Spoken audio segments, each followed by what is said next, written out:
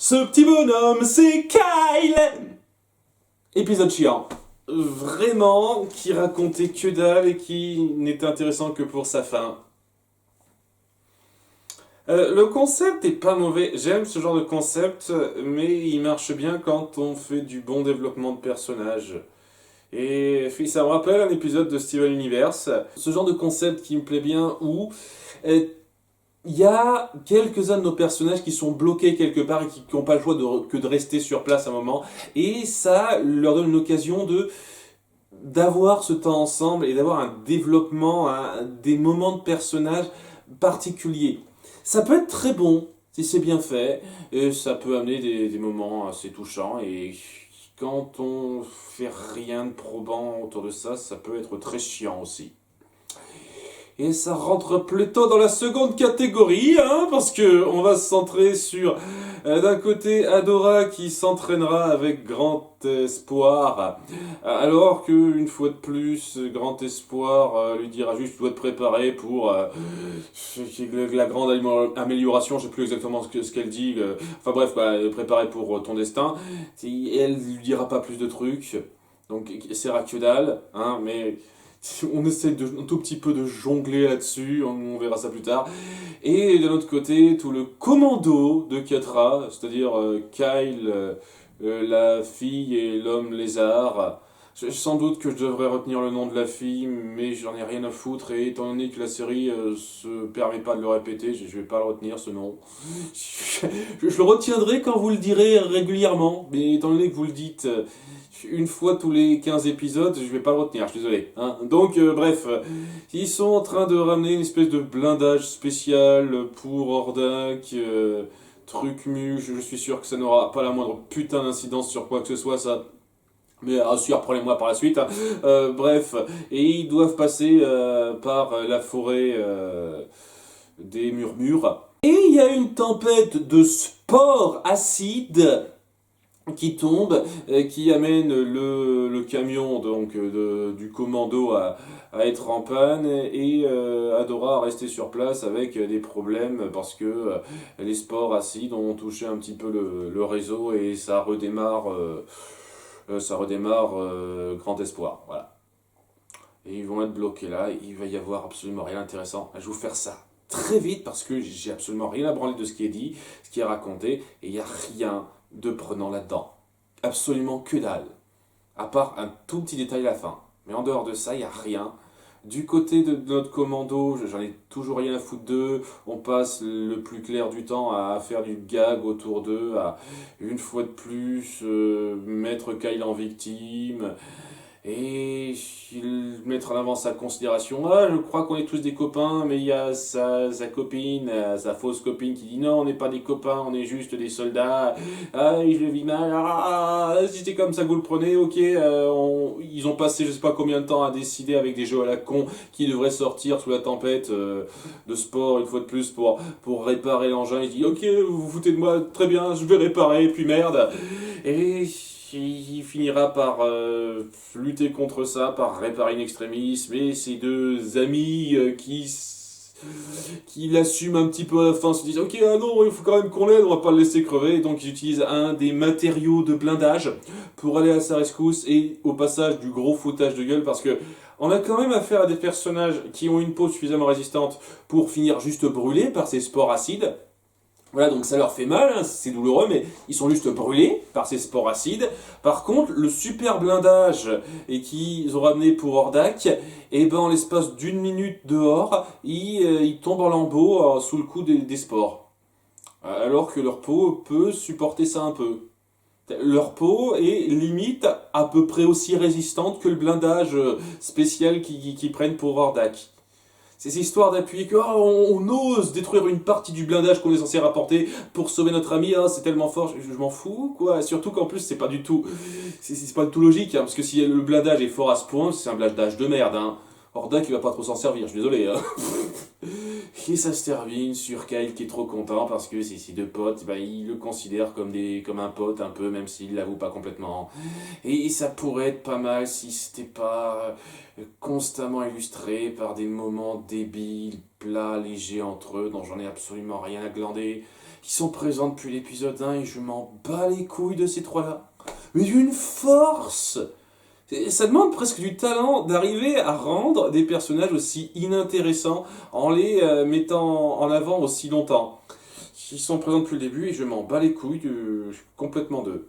Il n'y a que Kyle qui se démarque un peu parce que c'est une sorte de neuneu qui se fait remarquer, mais c'est même pas en bien quoi qui se remarque. Donc, qu'est-ce que j'en ai à foutre? Et le moment de fin où on est censé avoir ce moment où ils avouent un peu qu'ils sont proches malgré tout, bah, c'est le gars reptile qui finit par dire ça dans son langage, donc on comprend pas ce qu'il dit. Donc, c'est même pas fait pour le sérieux, c'est pour le gag quoi.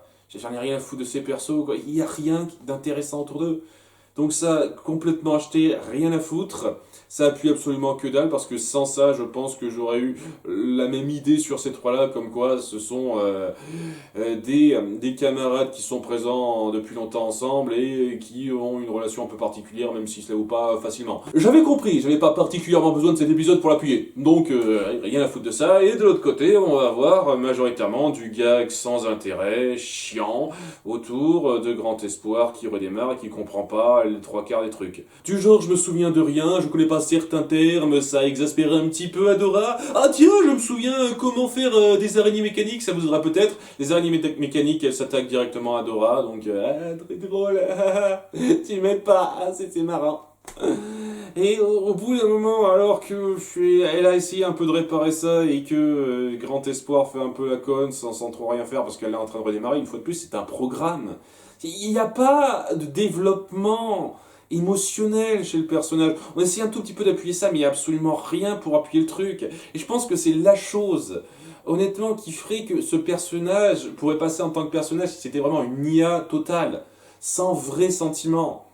Mais on essaye d'appuyer qu'il y a un début de quelque chose et je trouve que c'est encore plus insultant parce que quand elle fait la conne, quand on fait le gag autour d'elle qui comprend rien à rien, je suis censé la voir comme un personnage émotionnel un peu complexe. Alors que c'est pas du tout le cas, c'est une grosse blague.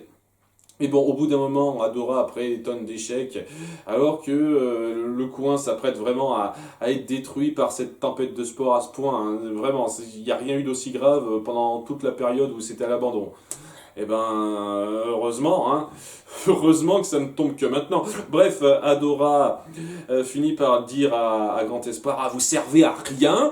Et t'as totalement raison, elle sert à rien. Hein. En gros, c'est une base de données, elle sert de terrain d'entraînement, mais en gros, à part ça, elle sert à rien.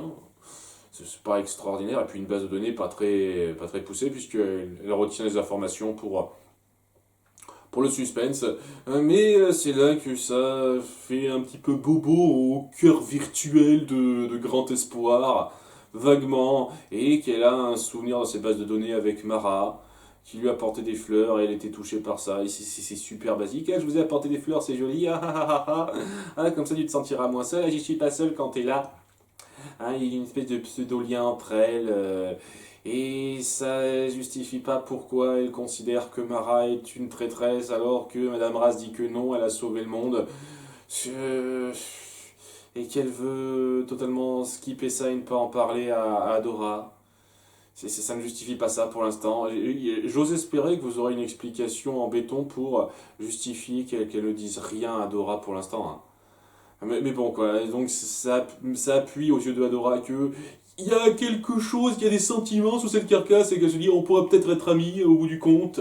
Vous n'êtes pas juste forcément une base de données et c'est après ça et elle finit par réparer l'endroit avec une espèce de machin qu'elle a créé, Grand Espoir.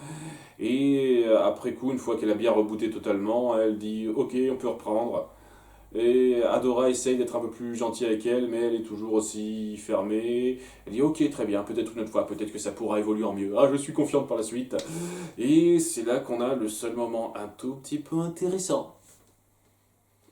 Vraiment un tout petit peu intéressant dans les 30 dernières secondes, où notre Grand Espoir, totalement reconstitué maintenant, revoit ce souvenir avec Mara, se dit « Ah non, c'est inutile, ça ne sert à rien pour le projet du cœur d'Eteria. » Et musique de suspense, on a passé les 3 quarts de l'épisode à faire du gag léger, sans intérêt, et là maintenant on fait une espèce de musique de suspense, regardez, oh, on fait un mystère.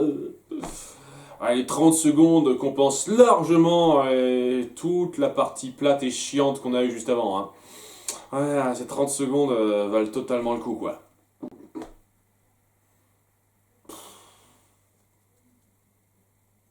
C'est vraiment pas pour ce genre d'épisode que je regarde une série, quoi. Et c'est vraiment dommage parce que, admettons qu'on fasse ça avec d'autres personnages et qu'on joue moins sur les gags, les moments légers débiles, mais sur de vrais moments de personnages, de vrais développements qui cherchent à aller un petit peu loin, à poser une psyché complexe et ouverte de nos personnages, pousser quoi. Ça aurait pu être bon, ça aurait pu être très intéressant de voir ça autour de certains personnages. Pas le commando de Katraz, j'ai d'autres personnages qu'eux, mais on aurait pu se centrer sur quelques personnages précis et appuyer leur mentalité, mais non, on passe la grande majorité du temps à faire des conneries. Et il n'y a rien de particulièrement puissant qui ressort, c'est de la perte de temps totale. Ouais, la petite révélation de fin, ça sert juste à dire que lorsque il y aura l'explication à ça, le petit rebondissement sur ce projet, ben, on saura que c'est pas sorti de nulle part, on en a parlé. 30 secondes d'intérêt dans cet épisode. Youhou! À bientôt pour l'épisode 6, bye!